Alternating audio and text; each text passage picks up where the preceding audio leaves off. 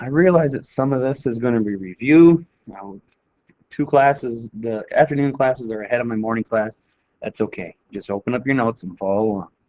Um, Looking at, again, two different plants. We could say that this plant could be representing the male plant. This could be representing the female plant. And we're going to cross them. So we have to look at within these body cells where you're going to have two alleles for this gene, which is going to be seed shape, and two alleles for this gene, which is going to be seed color. There are going to be different possibilities for the gametes, for the sperm, for the pollen, however you want to say that. Again, we've got a gene for seed type as far as wrinkled or round. We have two alleles for that gene and two alleles for a gene of color.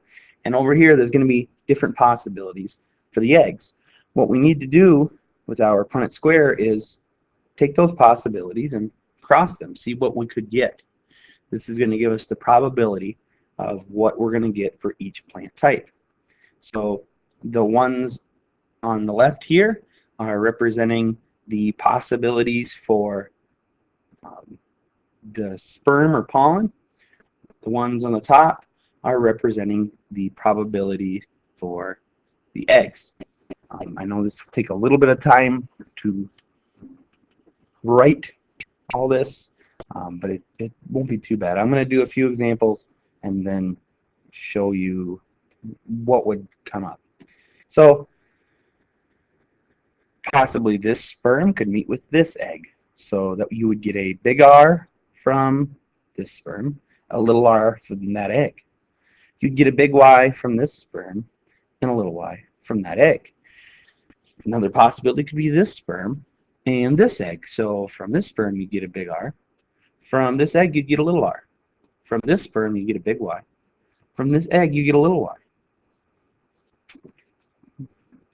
How about maybe a different sperm? So this sperm, this egg. Well, this sperm would give you a big R. This egg would give you a little r. This sperm would give you a big Y. This egg would give you a little y. What you might notice by now is that they're all going to be the same. They're all going to be big R, big Y, little y. That is because both parents are true breeding or purebred. All of their gametes are going to be the same, meaning that with this generation, the F1 generation, every single offspring is going to be the same. So this is kind of boring as I fill in the same thing over and over. When you have parents that are true breeding or purebred, that first generation isn't that interesting. However, when we cross two individuals from this first generation, it gets a lot more interesting. So if I were to look at this chart and say, well, what genotypes are there in the offspring? So looking in these boxes in the F1 generation, well, there's only one. Big R, big Y, little y. What ratio are they in? Well, they're not really in a ratio because they're all the same. You could say there's 16 to, oh my gosh, that's awful. 16 to 0, 1 to 0, or you could just say 1. They're all the same. Or 100% even. They're all the same. Phenotype is what you actually see. What would they look like? Well, big R would be the dominant trait. It appears big R means round. And big Y would be a dominant trait. It appears big Y means yellow. So they're all going to be round and yellow seeds. And the phenotypic ratio, same thing. Well, they're all round and yellow. They're all round and yellow, or they're all round and yellow. Boring. However, let's take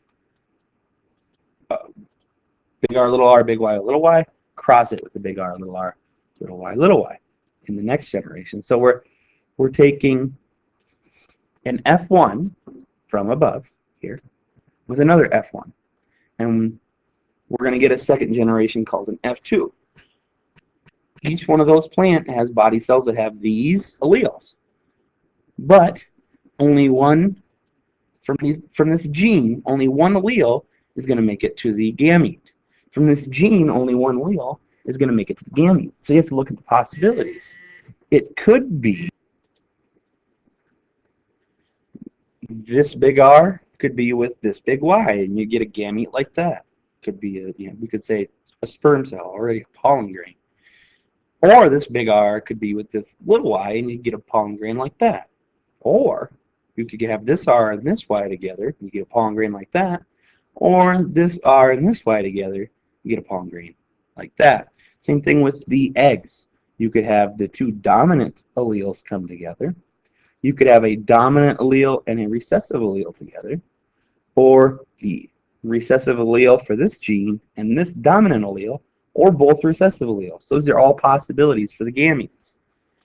You would then take these 4 gametes, put them on one side, these 4, put them on another side, cross them, see what you get, which is what's here. Look at that. That's a thing of beauty. So, if we take this gamete and this gamete, it could be this sperm and this egg, or vice versa, it really doesn't matter. But when these two gametes meet, you're going to have big R, big Y, big Y. This one and this one, big R, big Y, little y. Different. This one and this one, big R, little r, big Y. And this one and this one, big R, little r, big Y, little y. We're going to have a lot more possibilities for offspring. So I'm going to go through and fill these in. We got this one and this one. Big R, big Y, little y. This one and this one. Big R, little y. And this one and this one. Big R, big Y, little y. And this one and this one. Big R, big Y, little y. This one and this one.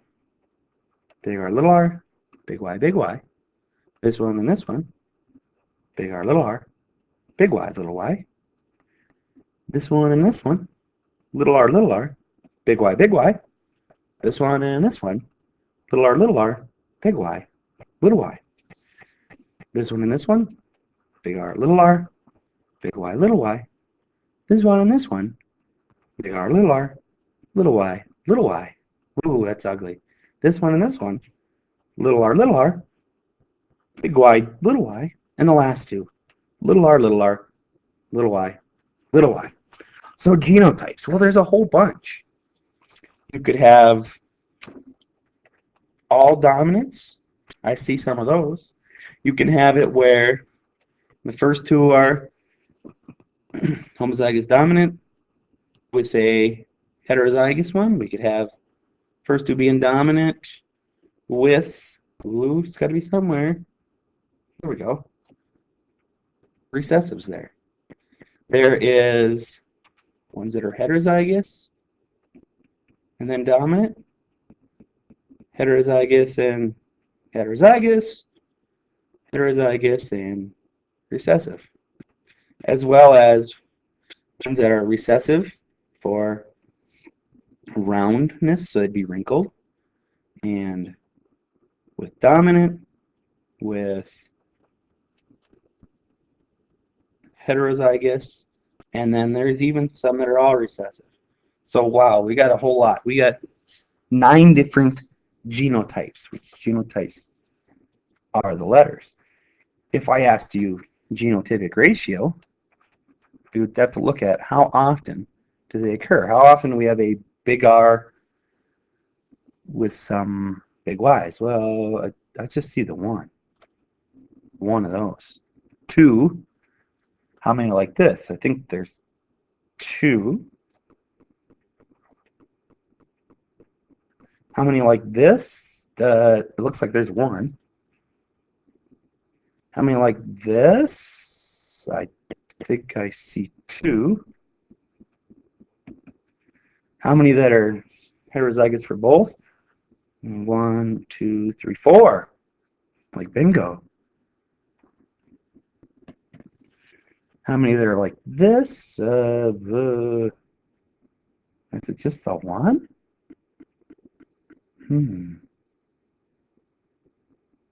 Nope, I made an error. This one should be a little y. Did anyone call me out on that? They should have. Little r with some big y's. One. Little r's homozygous 2, or I'm sorry, little r's heterozygous, little r's and little y's 1. Those numbers add up to 16, so I must be correct in that. If I ask you then, what are the phenotypes? Well, some are going to be round and yellow. Actually, I'm not even going to put a comma there for simplicity's sake. Round yellow. Some could be round green. Some could be wrinkled yellow.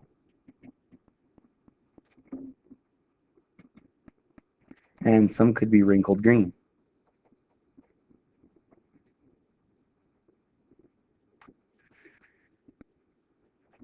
How many? The phenotypic ratio. How often are we going to see these? Well, let's see.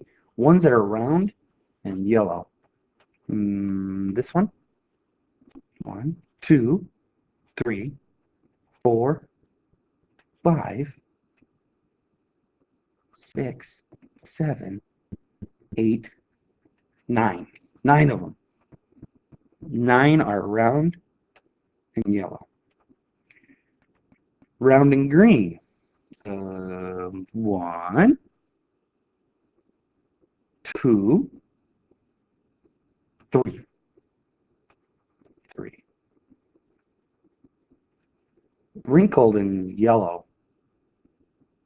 I'm running out of colors. That's okay. 1, 2, 3. 3. Wrinkled and green, just 1. And this is a ratio that shows up a lot. Anytime you do a 2-factor cross for heterozygous, you get a phenotypic ratio in the numbers 9, 3, 3, 1. 9 is going to be your 2 homozygous dominant, or your 2 dominant traits. The 1 is going to be your 2 recessive traits. And the 3s are going to be a dominant and a recessive and a dominant. And the reason that there's so many possibilities is because of what's called independent assortment. Independent assortment. A-S-O-R-T-M-E-N-T. And what independent assortment means is alleles are segregated independently when forming gametes. Alleles are segregated independently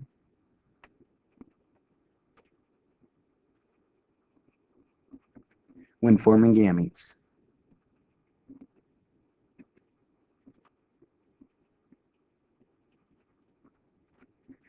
Meaning that this dominant allele isn't necessarily always going to go with that dominant allele. Sometimes it'll, or maybe I should say it this way, the dominant allele here is not necessarily always going to be with that one. It could be with the recessive one. Or this recessive one could be with the dominant one, or that one could go with that one. They don't have to go together. They're not stuck together. Especially if they're on different chromosomes, which we'll get to in a little bit. There is a nice little summary on page 272 of your book of Mendel's principles, what he learned from all this. And I don't feel that it's necessary to write it all in the notes to take up that time, but I think it's important enough that I want to stop and look at it, read it. And you can follow along on page 272. It says this: Mendel's principles form the base on which modern science of genetics has been built. These principles can be summarized as follows. There's 4 bullet points. First, the inheritance of biological characteristics is determined by individual units known as genes. In organisms, that reproduce sexually, genes are passed from their parents to their offspring. Number 2, in cases when 2 or more forms of the gene for a single trait exist, some forms of the gene may be dominant and others may be recessive. 3, in most sexually reproducing organisms, each adult has 2 copies of the gene, one from each parent. These genes are segregated from each other when gametes are formed. And 4, the alleles for different genes are usually segregate independently of one another. However, it isn't always as simple as dominant and recessive. I want to talk about two or more, actually more than two, but a few unique situations. The first is called incomplete dominance. Incomplete dominance.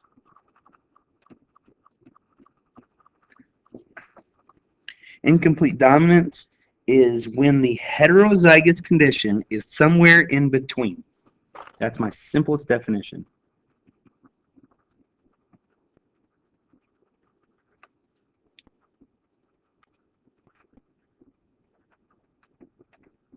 Ooh, not something, somewhere.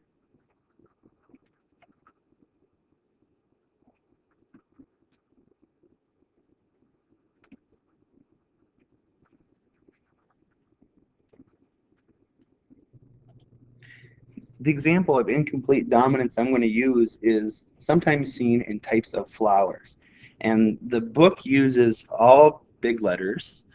This example uses big letters and small letters. I prefer to teach it with small letters to show that neither one is dominant. So what happens with these particular types of plants is we've got, let's say we cross white and red. I'm going to put them both lowercase. Neither are dominant. If you have 2 alleles for white, it's white. Oh, man. If you have 2 alleles for red, it's red. So, simple cross. You can have white, white versus red, red. All the offspring, all the F1, are going to be having an allele for red and an allele for white. And since neither is dominant, it's incomplete dominance, neither is dominant, they are not white or they are not red. If you get RW, they're pink. So you cross a white and a red, and then all the offspring end up being pink. Now, if you cross these together, RW times RW, you're going to start getting some pink, but you'll also get back some red and some white. Another situation is called codominance, where both are dominant and both are expressed. Codominance.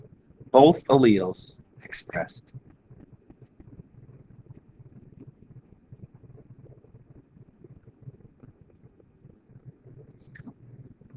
So the example I'm going to use is with cattle. And the same thing happens with horses and chickens and all kinds of stuff. But in this situation, if you have both genes, big R alleles, that cow or bull or steer or whatever, the cattle will be red. If you have both of these, they're going to be white. Now, you might be thinking, well, they're going to be pink. Have you ever seen a pink cow? Probably not. So let's cross these, see what we get.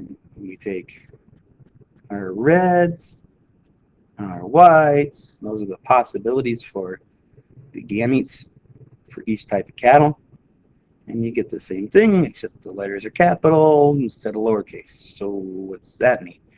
Well, these are not pink. These are what's called roan. R-O-A-N. Roan. Roan is sometimes gets described as a pinkish brown, but I don't buy the pinkish part of it. It's like an orangish, brownish thing. Let me show you some pictures. Who doesn't love pictures? So this cattle, or this cow, or no, this is definitely not a cow, that's a boy. This bull is roan. What does it mean to be roan? Well, it's pure red and pure white make roan, but what happens is really detailed. Some hairs come out white, some hairs come out red. But when you look at it from far away, it gives you a different appearance. Cattle can also be roan, and they're called bluish roan, where they express black hairs and white hairs intermixed. So they end up looking a little grayish, bluish even. Speckled chickens, black chicken, white chicken make speckled chicken. All kinds of stuff like this. So that is codominance, where they're both being expressed, not mixed together.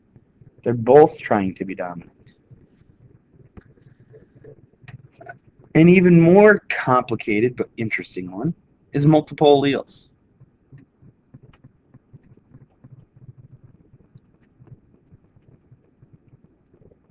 With multiple alleles, instead of a gene having just two alleles, genes have more than two alleles. Oh, no. Yes. Oncogenes with more than two alleles.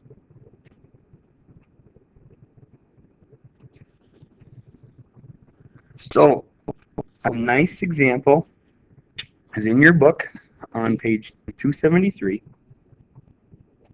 And don't worry, I'll show you a picture. It goes through some rabbits. Rabbits. And there are three genes for coat color. The one that is dominant to all others, big C means full color. And then there are ones of descending dominance or less dominance. There's one that is called CCH. It's chinchilla. It's a partial defect in pigmentation. It's recessive to this one, but dominant to the ones that I'm about to show you. There is this one, C with an H, called Himalayan. And with that, only color in certain parts of the body. It's going to be recessive to these two, but dominant to the last one. The last one, albino. Albino is recessive to all of these. And that means no color. So, Himalayan, dominant to albino, but recessive to chinchilla and full color. Chinchilla, dominant to Himalayan and albino, but recessive to full color. And then full color, dominant to all. Albino, recessive to all. Pretty crazy. Let me show you a picture. Check out this guy on the internet who's not me. He has a picture out of the book. Here's our full colors. If you have these genotypes, it's going to be a full color or wild type rabbit. If you end up with these genotypes, you end up with a chinchilla, where there's some expressed, some not expressed. If you end up with these genotypes, Himalayan. Himalayans are kind of interesting because depending on where their body is cold, they get expressed as black hair. Usually, coldest parts of the body, ears, nose, feet. If they're in a really cold environment, they get more black on them. If they're in a warm environment, they get less. And then albino, no pigment at all. Even in the eyes, you get those reddish, creepy eyes. And you can see the Himalayan has that as well. Another example of multiple alleles with codominance, craziness, is blood type, human blood type. So A and B are both dominant to O. O is a recessive allele. However, A and B can be codominant with each other. So if your blood type is A, that means you could either be A and O, because O is recessive, or A and A. If your blood type B, you're either B with O, because O is recessive, or BB. If you have both A and B, you're neither A nor B, you're AB. And that's the only type. However, if you get both recessive alleles, you end up with blood type O. When I usually explain blood typing, I like to have the O's lowercase o's, just little o's, but it's the same idea. Now you start throwing in plus and minus, and that's a whole different thing, where plus is dominant to minus. If you're really interested, you should take anatomy and physiology. The last interesting example I want to talk about is a type that controls most things, which is why genetics can get so complicated. It's called polygenic traits. You might know that poly means many. Polygenic means many genes. So polygenic traits are controlled by 2 or more genes.